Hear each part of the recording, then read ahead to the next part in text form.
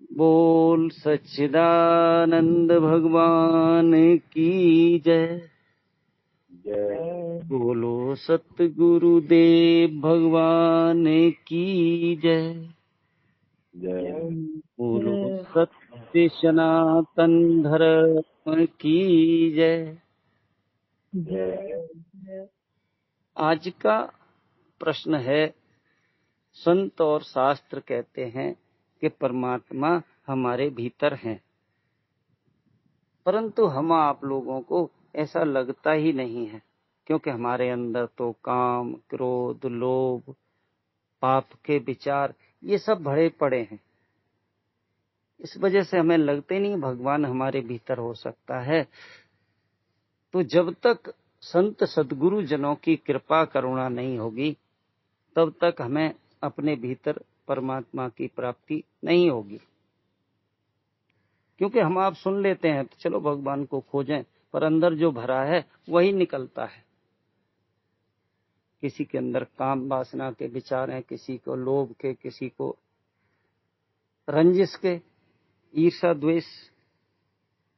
जबकि भगवान राम जी महाराज कह रहे हैं कि निर्मल मन जन सो मोहि पावा, मोहि कपट छल छिद्र न भावा। जब तक हमारे भीतर कपट छल छिद्र हैं, तब तक भगवान नहीं मिलेंगे। और हम आप कपट छल छिद्र छोड़ने तैयार नहीं है और शिकायत करते हैं कि हमने खूब अपने भीतर भी खोज के देख लिया, भगवान मिले ही नहीं। संत और शास्त्र तो यही कहते हैं, मिलेंगे भी नहीं। तूने आंगन नहीं बुहारा, कैसे आएंगे भगवान। वो भगवान यहाँ कहने वाली बात है कि आएंगे, यहाँ तो प्रकट होने वाले हैं। भगवान प्रकट होंगे, और प्रकट कब होंगे? जब हमारा चित्त शुद्ध हो जाएगा। पूज्य गुरुदेव भगवान जी कहते हैं, यह ब्रह्म ज्ञान, आत्म ज्ञान क्या है? यह सिंगनी का दूध है। सिंगनी का दूध बताते हैं सोने के पात्र में ही टिकता है।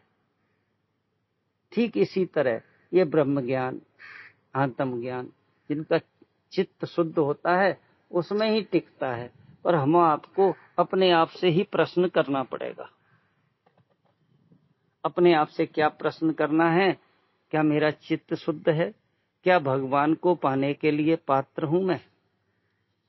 यदि पात्र हो जाएंगे तो निश्चित जानिएगा परमात्मा प्रकट हो जाएंगे। प्रेम से प्रकट होए मैं जाना, हरि व्यापक सर्वत्र समाना। वो हरि क्या है? व्यापक हैं, सर्वत्र हैं, समान हैं। प्रेम से प्रकट होंगे। और हमारा प्रेम अभी संसार से है, संसारी वस्तु व्यक्ति परिस्थितियों से है, तो भगवान चाह करके भी प्रकट नहीं हो रहे। तो हमारे जीवन में जिस क्षण भी एक भाव पैदा हो जाएगा, तो फिर स्वामी राम तीर्थ जी महाराज की बात याद आती है। स्वामी राम तीर्थ जी महाराज जंगलों जंगलों में घूमते थे। एक दिन शाम को एक गांव में पहुंचे। बोले कहीं रुकने का स्थान मिले, तो छोटा सा ही गांव रहा होगा। बोले महाराज जी हमारे यहाँ रुकने का तो नहीं है। तो बोले ये इधर गुफा जैसी है। बोले महाराज जी वहां मत जाना, उसमें भूत प्रेत रहते हैं, और वो हमारे गांव के जो भी गाय भैंस बकरी चली जाती हैं खा जाते हैं वो भूत प्रेत। स्वामी राम तीर्थ जी ने बड़ी सुंदर बात कही कि तुम मेरा सहयोग दो तो आज मैं भूत प्रेत भगा लेता हूं, आज भगा दूंगा। गांव वाले बोले महाराज जी कैसे भगा दोगे? बोले तुम मेरे साथ चलो, मसाल लेकर मैं चलूंगा, और तुम कनस्तर थाली जो भी है तुम्हारे पास बजाने के आइटम बजाते हुए चलना, मैं मसाल लेके चलूंगा। गांव वालों को हिम्मत हुई थोड़ी सी। बोले ये भूत प्रेत भगा लेते हैं तो हमारी समस्या का समाधान भी हो जाएगा। तो बताते हैं जैसे ही घुसने लगे और मसाल जला रखी थी दो चार लोगों ने, और दो चार अपने ढोल नगाड़े या जो भी था कनस्तर थाली बजाते हुए जा रहे, तो उसमें क्या देखा कि जंगली जानवर निकल निकल के भागे।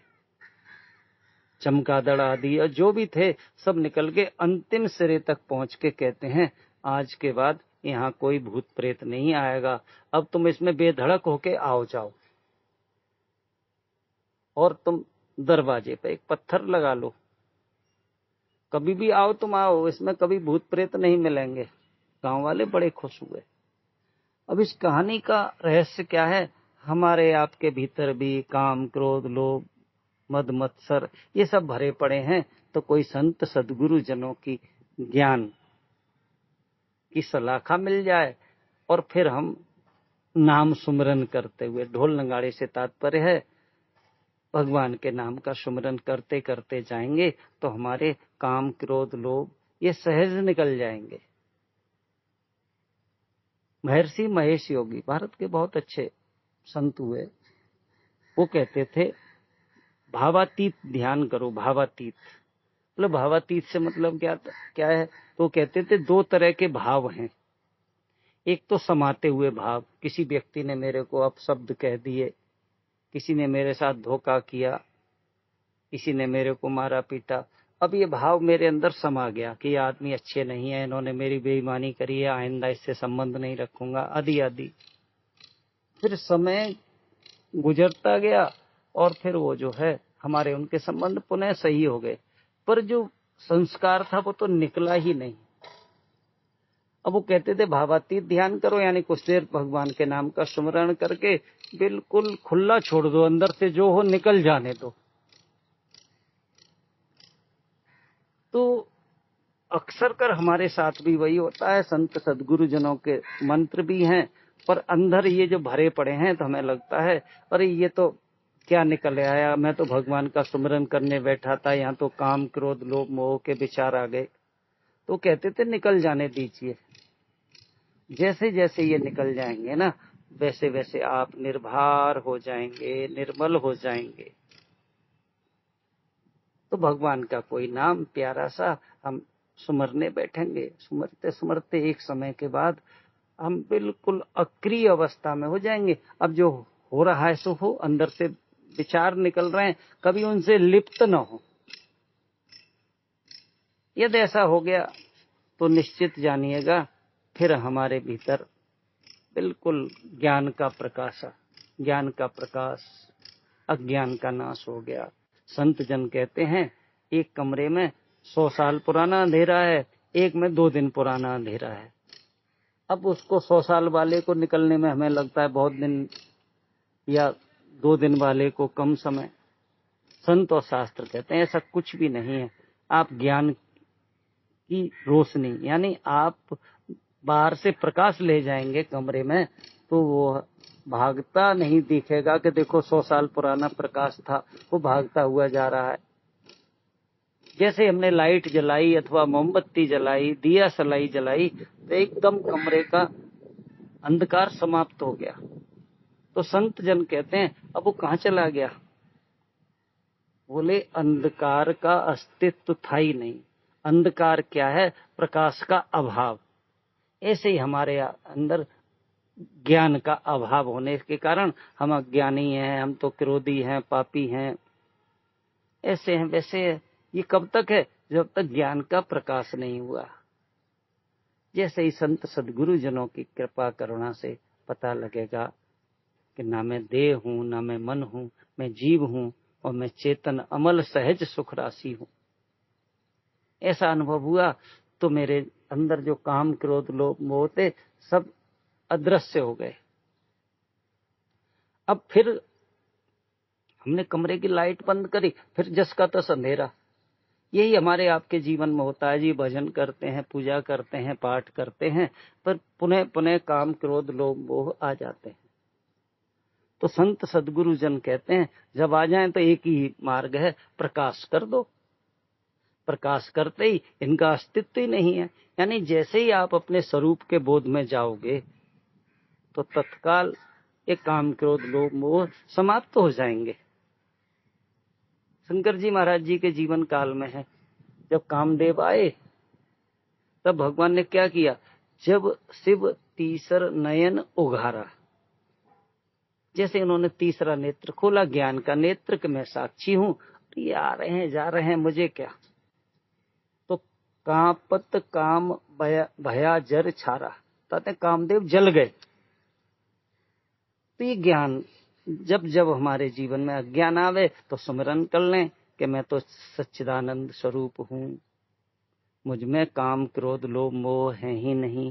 किसमें है? ये मन में है और देह में है। बुद्धि भी हमारी पापी मान रही है। तो जैसे जैसे ये ज्ञान टिक जाएगा तब पता लगेगा अहम निर्विकल्पम निरीहम चिदानंद, मैं तो चिदानंद हूं, चेतनानंद हूं। ऐसा जिसके जीवन में भी यह ज्ञान आने लगे तो उसको काम क्रोध लोभ मोह फिर सताते नहीं है। देखेंगे संत सदगुरु जनों की कृपा करुणा से जब भी हम लोग संत जनों के सत्संग में जाते हैं, जुड़ते हैं, एकदम सच्चे साधक हुए तो ये काम क्रोध लोभ मोह ऐसे हो जाते हैं कि आए और हम जग गए। क्रोध आया, अभी तो क्रोध आता है, फिर अब कब बेहोशी में हम क्रोधी बने रहते हैं, फिर अपने आप ही समाप्त हो जाता है क्रोध। पर यदि हम साक्षी हैं तो हम कह पाएंगे देखो अभी अभी बिल्कुल सामान्य चल रहा था, अब क्रोध आ गया, मैं जान रहा हूं और ये क्रोध दिस टू विल पास, क्योंकि आया है सो जाएगा, या आ गया तो जाएगा। तो हम इनसे पकड़ छोड़ देंगे, ग्रिपिंग है ना हमारी, ये ग्रिपिंग छूट जाए। एक संत तो बड़ी सुंदर बात कहते थे, हम कामी हो जाते हैं, क्रोधी हो जाते हैं, लोभी हो जाते हैं, यही तो ग्रिपिंग है, यही पकड़ है। एक संत तो बड़ी सुंदर बात कहते थे, यदि आप सुख को भी ज्यादा पकड़ के रखना चाहोगे ना, चाहे वो जवानी है, चाहे किसी का सुख XYZ, धन का, पद का, प्रतिष्ठा का, जितना पकड़ के रहना चाहोगे और वो सरक रहा है पैदा होते ही। हम आप अपने जीवन काल में देखें, कोई भी सुख जिस क्षण मिलता है तो बड़े हम सुखी से होते हैं और धीरे धीरे उसको बनाए रखने की चाह ये दुख का कारण हो जाती है। वो सुख चला जाता है, फिर हम ज्यादा दुखी होते हैं क्योंकि हमने तो उसको बचाए रखने की पूरी कोशिश करी। तो संत जन क्या कहते हैं, नहीं, आप पकड़ छोड़ दो, ग्रिपिंग। ये ग्रिपिंग है ना हमारी काम क्रोध लोभ मोह पे, ये आगमा पाई है, ये आके चले जाते हैं, पर इसको जानने वाला मैं हूं और मैं अलिप्त हूं, असंग हूं। पर अपने स्वरूप तक की यात्रा बिना संत सदगुरु जनों के हो नहीं सकती है।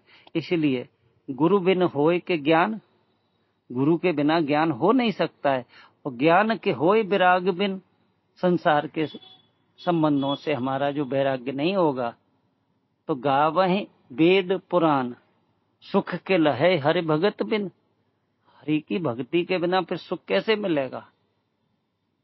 इसी के लिए हम आपको हरि का सुमरन करना है। और हरि का सुमरन करने से क्या तात्पर्य है? हरि का सुमरन करने के लिए बड़ी सुंदर सी बात कही है कि हमें लगता है वो सुखी वो सुखी, गरीब कहे कि अमीर सुखी, और अमीर कहे सुख राजा को भारी, राजा कहे महाराज सुखी, महाराज कहे राजा इंद्र सुखारी, इंद्र कहें विष्णु जी सुखी, विष्णु कहें सुखी त्रिपुरारी, अरे सोच समझ के विद्वान कहें हरि भजन बिना नर जीव दुखारी, सब जीव दुखारी हैं। यही बात हमारे आपके समझ में आ जाए संत सदगुरु जनों की कृपा करुणा से कि बिना भगवान के भजन के ये चिंता भय दुख नहीं जाएंगे। भगवान का भजन, पूज्य गुरुदेव भगवान जी वह सुंदर सी कथा बताते हैं। एक बार एक ज्योतिषी एक शहर में गया, देखा कि 3 बच्चे भीख मांग रहे थे। छोटे छोटे बच्चे थे, कोई 9 साल का, कोई 8 साल का, कोई 10 का। अब ज्योतिषी ने उन बच्चों का मस्तिष्क पढ़ा कि ये तो बड़े संपन्न होने चाहिए, पर ये भीख क्यों मांग रहे हैं। उन्होंने बच्चों को बुलाया प्रेम से, बच्चों तुम भीख क्यों मांग रहे हो? बोले हमारे यहाँ कुछ खाने पीने को है ही नहीं। तो बेटा तुम्हारे माता पिता कहाँ हैं, कैसे हैं? बोले नगर सेठ थे, एक दुर्घटना में मारे गए। अब हम अपने पुराने मकान में जाते हैं ना, तो बाहर बरांडा में सो के चले जाते हैं। बेटा अंदर क्यों नहीं जाते? बोले अंदर वहां तो छछूंदर है, सांप कीड़े भी हो सकते हैं, कैसे जाएं? तो उन संत ने बहुत बढ़िया बात कही ज्योतिषी ने, बेटा ये लो, आज से तुम एक अगर ये मोमबत्ती ले जाओ और कुदाली ले जाओ, खुरपी, और तुम खोजना अंदर जा करके मोमबत्ती जला करके, तो तुम्हें भय नहीं लगेगा। बोले जब वहां कुछ है ही नहीं, तो संत ने कहा तुम मान तो लो मेरी बात। हुआ भी 2-4 दिन बच्चों ने खोजा ना मोमबत्ती की रोशनी में, तो गढ़ा हुआ खजाना मिल गया। बस यही स्थिति गुरुदेव भगवान जी कहते हैं कि तुम वही भिखारी हो और मैं वही ज्योतिषी हूं। मैं तुम्हारे माथे पड़ रहा हूं कि तुम परमात्मा के पुत्र हो, तुम सच्चिदानंद रूप हो, तुम संसार में काम क्रोध लोभ मोह में फंस के भीख मांग रहे हो। बस गुरु तुम्हें वह ज्ञान की रोशनी देंगे और अंदर अपने हृदय में खोजेंगे तो काम क्रोध लोभ रूपी यह सब हट करके सच्चिदानंद परमात्मा प्रकट हो जाएंगे। इतना ही कह के वाणी को विराम। बोल सच्चिदानंद भगवान की जय। सतगुरुदेव भगवान की जय। बोलो सत्य सनातन धर्म की जय।